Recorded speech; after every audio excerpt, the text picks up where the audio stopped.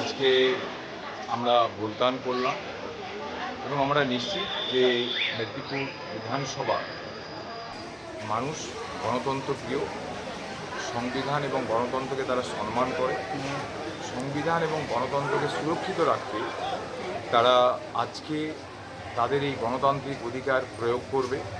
কারণ যেভাবে গত 5 মাস ধরে নির্বাচন কমিশন দায়িত্ব নিয়ে মানুষের এই গণতন্ত্রকে অপহরণ করার চেষ্টা করছিল, যথারীতি তার বিরুদ্ধে মানুষ আজকে রায় দেবে এবং মেদিনীপুর বিধানসভায় নিশ্চিতভাবে যে নির্বাচন হবে, ভোট নিয়ে যেমন রেজাল্ট বেরোবে, মেদিনীপুর বিধানসভাতেও তৃণমূল কংগ্রেসের প্রার্থী হিসাবে মানুষের বিপুল আশীর্বাদের মধ্য দিয়ে, জয়লাভের মধ্য দিয়ে মাননীয় মুখ্যমন্ত্রীর হাতকে শক্তিশালী করতে পারবো, এটুকু আমার বিশ্বাস আছে। কারণ এই শহরে আমার বেড়ে ওঠা, এই শহরে আমার ছোটোবেলা থেকে মানুষের সঙ্গে মেলামেশা, ফলে এই গণতন্ত্রকে সম্মান আমরা করি বলেই এই বিশ্বাস থেকেই আমি বলছি যে মেদিনীপুর শহরের মানুষ আজকে উজাড় করে মমতা বন্দ্যোপাধ্যায়ের পক্ষে রায় দেবে।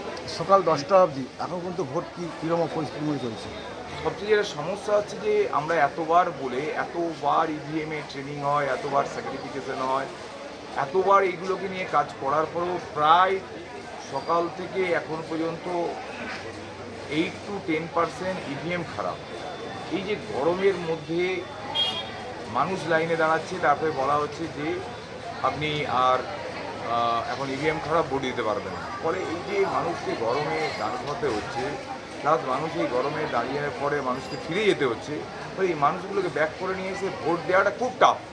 এবং নির্বাচন কমিশনের দেখতেই পাচ্ছেন যে একটা লম্বা লাইন, দেখুন কি পরিস্থিতি, যে নির্বাচন কমিশনের কতটা গাফিলতি এবং কতটা নিজেদের সংবেদনশীলতার অভাব।